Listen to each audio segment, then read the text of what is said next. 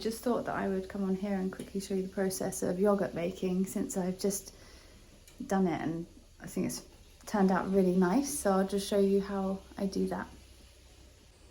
So this is full fat milk and it is almost reaching the sterile point. You can see that, just over 180 degrees Fahrenheit. There's water in the bottom of this, and then I put this inside, so it's like a bain-marie type situation.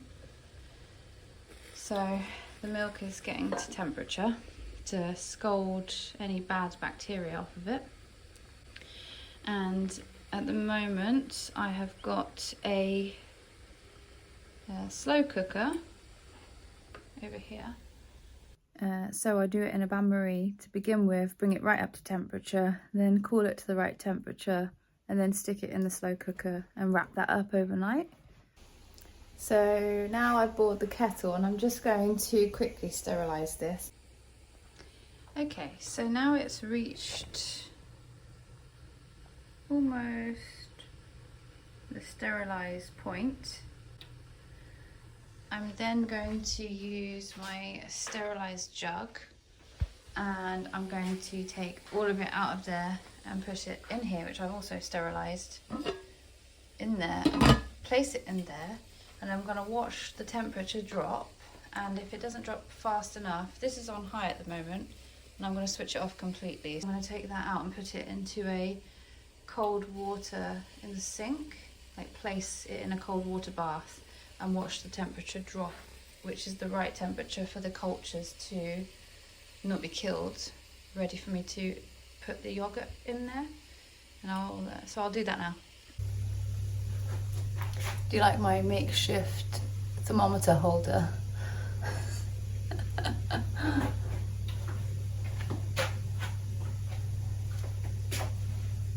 Okay, so that's at the point where it's sterilised. There a second.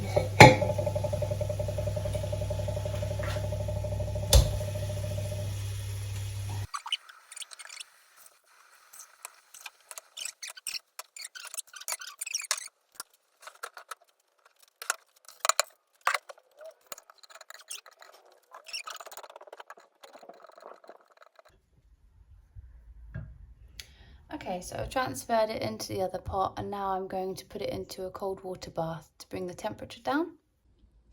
Now I'm going to keep stirring and wait until it goes down to 110 degrees Fahrenheit. And then I'm going to take it over to the table and I'll meet you there. It's now at 113 degrees.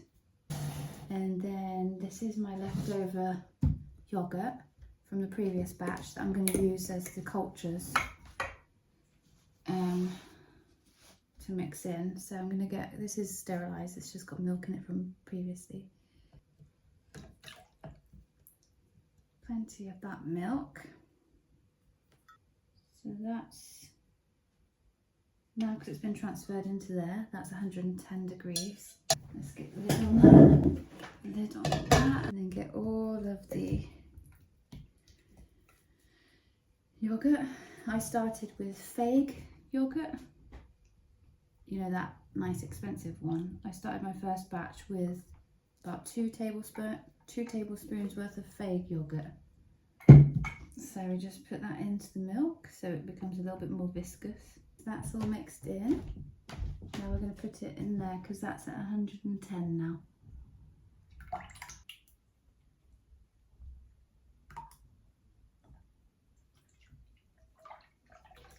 Now it's all gone down to 100 degrees now, so I've got to be quick. Okay, now I've put it in the warmed up slow cooker chamber pot, switched off, but it's been on, and put the lid on and then cover it with a cozy blanket, and I'm going to get some towels as well and I'll put it by the fire so it's nice and cozy and it can procreate in that environment. So, and another really big point was whilst I was waiting for it to cool down in the sink with the cold water bath, I was praying over it. And so let's hope it turns out all right tomorrow. I'll show you what it looks like now. So it's underneath that pile of blankets, and that's what it looks like by the fire. This is a blanket I had from my BC days when I was a raver. I think it's actually a doggy blanket, but yeah, anyway, there's that. And then hopefully that's covered enough. So yeah, hopefully we end up with something like this, like a really nice thick Greek yogurt.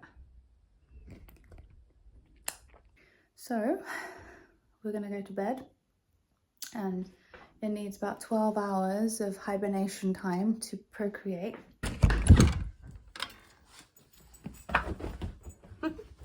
Okay, I put the electric blanket on it last night for a little bit of time and then switched it off before bed.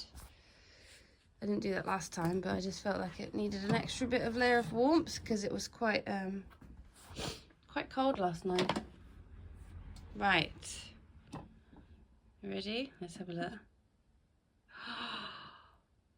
I think it worked again. Okay, let's take this back into the kitchen, cut it up and see what happens. Can you smell that, Ted? Smell pretty good, yeah? You can see the consistency now.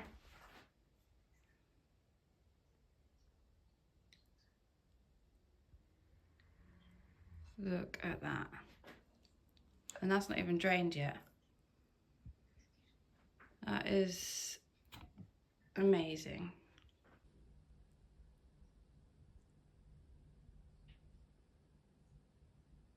I'm going to take the four corners and just tie it up so it's a little bit protected whilst I put it in the fridge to set.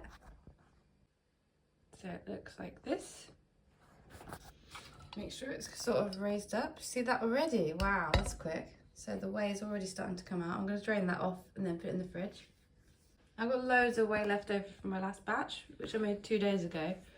So I'm not going to keep any of that. I don't really know what to do with whey that's really that exciting. So if anyone's got any suggestions on that, please put them in the comments below. Okay, so this is after 3 hours. It's looking absolutely perfect. That's lovely and thick. Let's just spoon it out and see. Look at that, how it's all so thick and alive. That's amazing. What's the verdict, James? I've finished. We'll be right back.